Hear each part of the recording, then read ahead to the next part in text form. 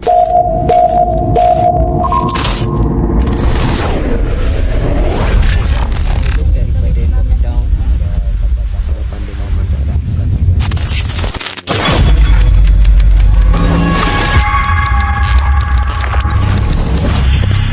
akan melihat semula dasar tenaga buruh asing yang ketika ini mencecah 2.3 juta orang di seluruh negara. Ramai pekerja asing sewaktu pandemik COVID-19. Sebabkan COVID-19 ini akan ada perubahan besar dari segi dasar pengambilan pekerja asing. Pernahkah anda terfikir bagaimana kehidupan buruh asing pada masa kini di Malaysia? Sebelum pandemik COVID-19, Malaysia dengan kemajuan pelbagai bidang seperti perladangan, industri dan pembuatan telah menjadikan sebagai sebuah negara yang menjadi tumpuan ramai. Jabatan Perangkaan menganggarkan bahawa jumlah warga asing yang tinggal secara sah di Malaysia pada tahun 2020 sekitar 3.3 juta daripada keseluruhan 32 juta penduduk di Malaysia. Namun, pandemik COVID-19 yang terlihat sehingga hari ini seperti maraton yang langsung tidak berhenti mengakibatkan banyak sektor yang terjejas di Malaysia. Adakah Perintah Kawalan Pergerakan PKP 1.0, 2.0 dan 3.0 mungkin menjadikan ekonomi kehidupan buruh asing di Malaysia menjadi lumpuh? Apa pendapat anda?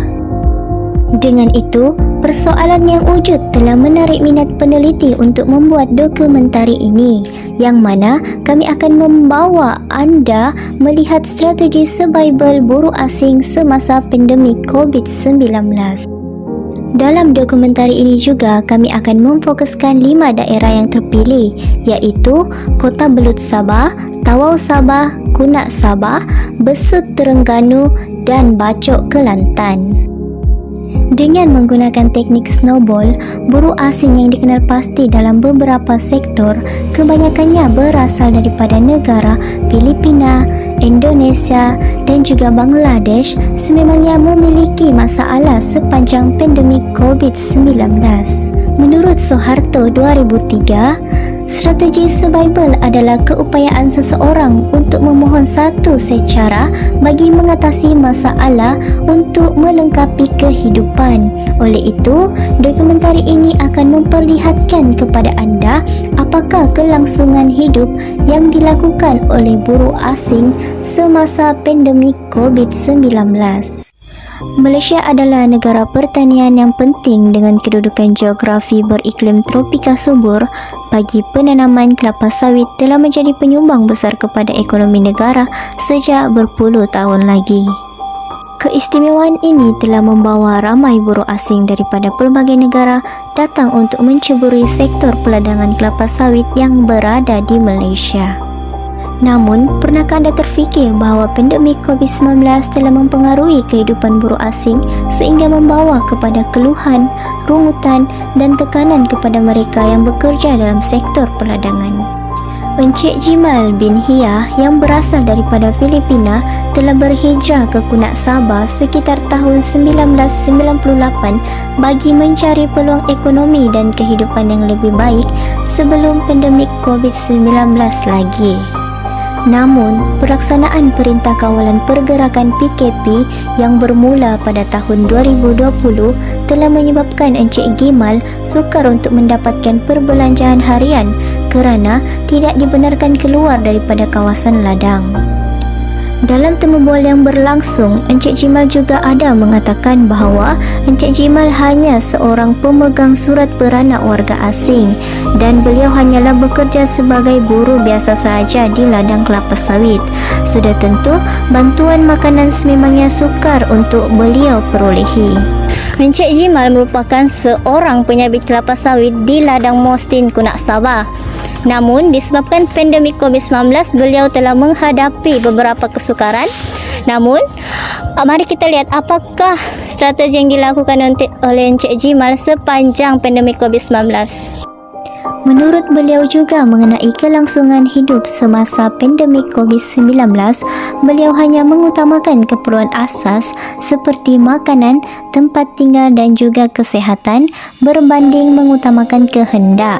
Beliau bertanggapan dalam situasi yang dialami sememangnya menyekat mereka untuk memerlukan kepentingan kehendak. Cuma kami hanya memerlukan untuk keperluan asas seperti barang dapur dan juga tempat tinggal, serta kalau untuk kendaraan tu mungkin saya ingat tidak perlu lah ya, tidak perlu. Bukan itu saja, situasi keterpinggiran yang Encik Jimal alami juga menyebabkan beliau menggunakan tenaga yang lebih untuk mendapatkan yang lebih tinggi. Sampaikan anak beliau juga turut serta dalam mencari rezeki.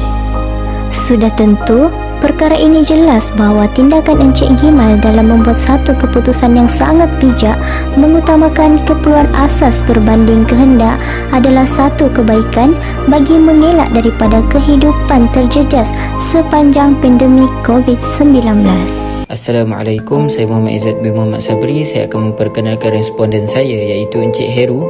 Beliau berumur 47 tahun, berasal dari Surabaya, Indonesia dan bekerja di Malaysia selama 26 tahun di sektor pembinaan. Bagi huraian isi kepada merancang keuangan, Encik Heru ada menyatakan yang beliau merancang keuangan sebelum daripada lockdown dan juga PKPD dijalankan. Masalah keuangan tu saya memang dah agak dah dia tak boleh buat kerja tu, jadi kita ni disimpan untuk cadangan untuk 2, 3, 4 bulan gitu tu, tak mengharap bantuan kerajaan. Jadi kita dah cadangan dah daripada awal-awal lagi, kita cadangan dah. Selain dari merancang keuangan dengan sangat baik, beliau juga tidak mengharapkan bantuan daripada pihak kerajaan ataupun mana-mana pihak kerana beliau juga mempunyai pekerjaan sampingan. Sampingan gitulah. Jadi bolehlah buat kayu gini gitulah. Selain daripada bijak mengatur dan merancang keuangan, apabila ditanya apakah masalah yang terbesar beliau hadapi dan jawapannya boleh dikatakan menggambarkan sifat peribadinya di mana beliau menjawab, untuk masalah keuangan saya tu tak rasa tak berat mana pasal kita dah ada cadangan tu. Saya hok berat ke anak buah. Anak buah lah pekerja saya tu hok tak boleh buat kerja gitu. Kita sendiri pun nak bantu, tak boleh nak bantu kita untuk bekal hak kita sendiri gitu. Itulah masalahnya lah. Seterusnya, beliau sempat menyatakan beliau terpaksa menjadi seorang yang bijak dalam merancang keuangan oleh kerana beliau sukar untuk mendapatkan bantuan daripada mana-mana pihak walaupun sudah berada di sini selama hampir 30 tahun. Pasal macam saya tu, kalau nak harap bantuan tu daripada kerajaan memang payah nak dapat. Pasal bukan warga negara lagi kan. Jadi penduduk mesti tetap IC merah tu. Jadi tak dapat bantuan macam orang sini lah. Macam lepas PKP boleh 1,600, 1,800, tak serupa tu. Jadi kita ni kena cadang sendiri lah sebelum kita kering. Kita buat tabung gitulah. Oleh itu, merancang keuangan bukanlah suatu perkara yang mudah, namun ianya pasti berguna di masa akan datang. Malaysia telah menerima pekerja asing sejak awal abad ke-20 apabila kerajaan kolonial Inggeris memperkenalkan dasar imigrasi regular. Menurut Hugo 1993, akibat dasar tersebut, ramai pekerja asing daripada China, India dan Indonesia yang dibawa masuk di dalam sektor perdagangan, pembinaan, perlombongan dan juga pentadbiran. Namun begitu, pandemik COVID-19 telah mempengaruhi kehidupan buruh asing. Berdasarkan temu bual bersama Encik Samsari Boy yang berasal daripada Mapun Tawi-Tawi, beliau berhijrah ke Kota Blut sekitar tahun 1995 bagi mencari peluang pekerjaan dan meningkatkan taraf ekonomi. Encik Samsari yang bekerja sebagai buruh kasar iaitu dengan melakukan kerja-kerja kimpalan, memotong rumput dan mengunting rambut para penduduk sekitar juga turut terjejas disebabkan pandemik COVID-19. Pekerjaan kita katakanlah ini buruh kasar. Buruh kasar ni macam saya seperti mengulding, membuat tu grill, pagar dan pintu rumah barang-barang grill lah, dan juga memotong rumput, itu potong rumput dan juga menggunting rambut, asalkan dapat sedikit sebanyak jadilah. Dalam temu bual yang telah dijalankan, Encik Samsari Boy mengatakan antara masalah utama yang beliau hadapi semasa pandemik COVID-19 adalah sumber pendapatan beliau terjejas. Ianya disebabkan kekangan masa dan juga pergerakan amatlah terhad disebabkan Perintah Kawalan Pergerakan yang telah menyebabkan beliau tidak dapat melakukan pekerjaan di luar daerah. Dari segi pendapatan, sebab semenjak PKP COVID-19 ni, jadi pergerakan agak terhad,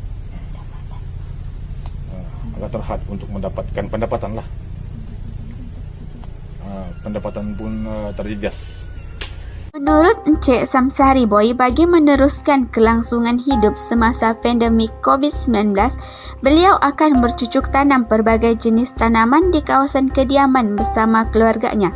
Selain itu, beliau juga akan berkongsi pendapatan dengan ahli keluarga yang lain untuk membeli barangan keperluan dan menampung kehidupan semasa pandemik COVID-19. Strateginya bercucuk tanam lah, untuk membeli barang-barang keperluan dan berkongsi bersama ahli keluarga. Berkongsi apa? Dari segi keuangan lah, untuk meneruskan makan lah, beli bermacam-macam barangan lah. Oleh itu, jelaslah bahawa pandemik COVID-19 telah menyebabkan kehidupan buruh asing turut terjejas kerana sukar untuk mereka bagi mendapatkan sumber pendapatan. Apakah masalah utama yang anda hadapi lebih-lebih lagi semasa pandemik COVID-19 sebagai buruh asing di sini? Masalah tak boleh kerja ni, masalah kita mungkin ibarat kata kait pagi makan petang, tak boleh kerja. Selesai juga lah. Masalahnya ke kampung, kampung-kampung ni kita tak ada macam syarikat besar tak apa, boleh cari apa ni, surat P3 apa tu ada. Kalau tak syarikat besar, kita tak ada syarikat, mungkin kerja kampung. Adakah anda ada buruh asing yang lain berhadapan dengan masalah tunggakan gaji atau sebagainya? Kalau kita kerja sama orang kampung sini, lebih kurang kerja kampung ni. Responden ini juga menjelaskan bukan sahaja beliau yang terjejas dengan pandemik COVID-19 ini, walaupun tempatan yang bekerja sebagai buruh juga turut menerima kesan yang sama. Dia kerja ada gaji, tak kerja tak ada. Adakah gaji anda cukup untuk menampung kehidupan seharian, apalagi semasa pandemik ini? Ada cukup lah, berusaha kat rumah, bayar sewa rumah boleh. Jadinya ni habis kerja bayar sama lockdown ni susah sikit lah. Misalkan ada gaji satu hari RM70, masa kat baik mana RM70 nak buat sara hidup. Dah berapa hari dah tak kerja, 3 minggu. Jadi sekalian ni kerja kampung gini kan? Kerja kampung. Adakah anda mengalami statement diskriminasi, prejudis sepanjang musim COVID-19 ini?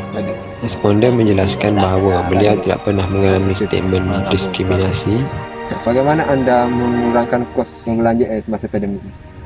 Kurang. Jimat-jimat lah. Jimat-jimat. Dari segi perubatan dan barang keperluan asas, responden banyak berusaha sendiri dan juga bekerja secara sambilan semasa pandemik bagi memenuhi keperluan keluarganya. Kalau tubik-tubik tak tubik dia. Rumah yang untuk makan aja. Tak ada mana-mana.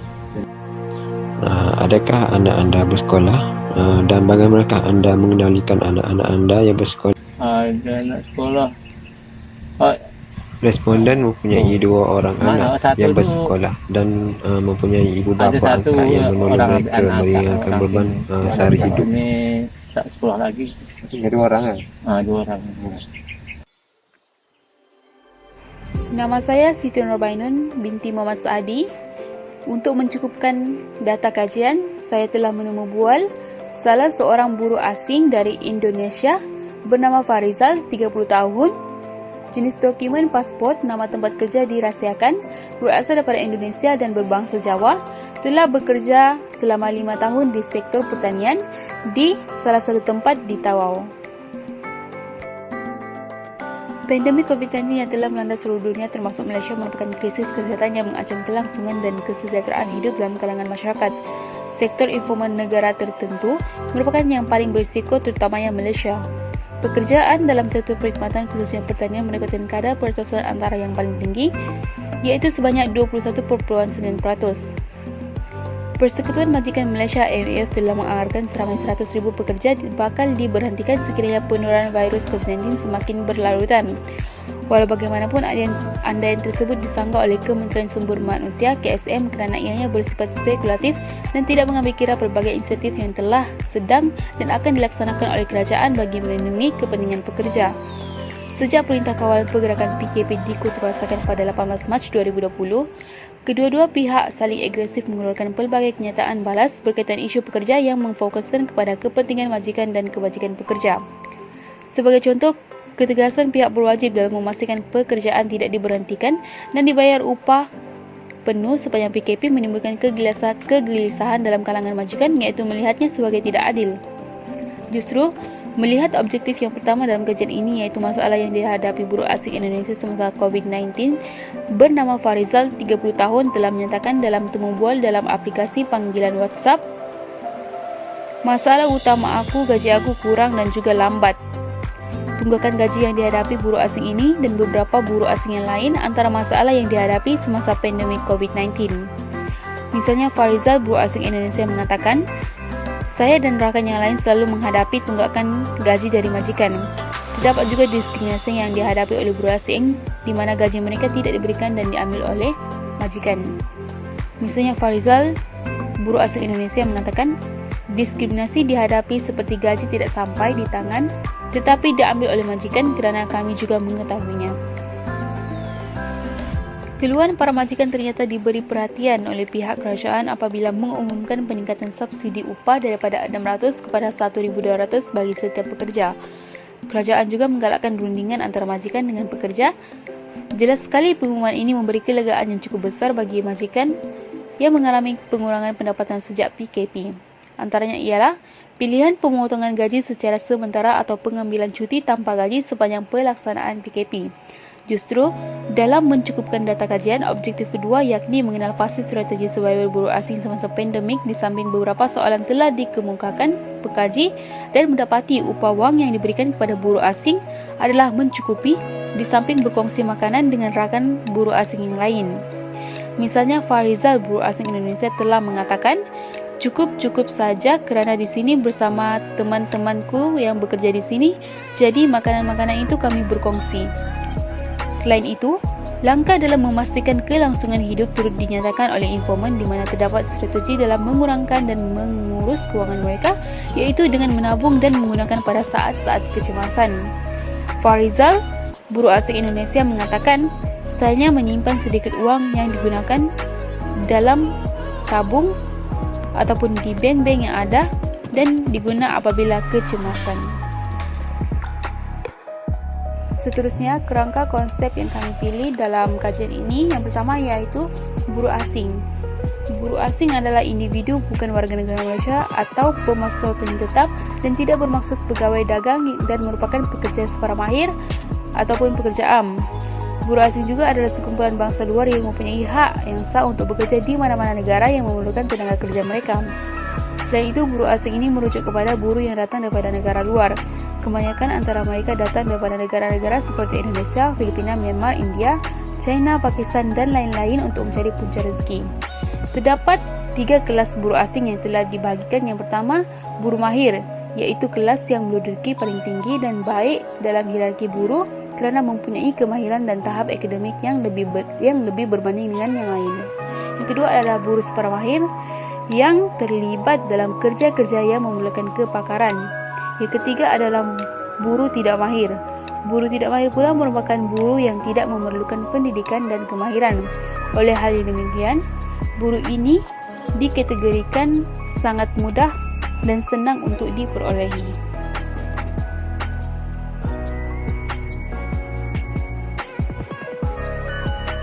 Kerangka konsep seterusnya iaitu migrasi.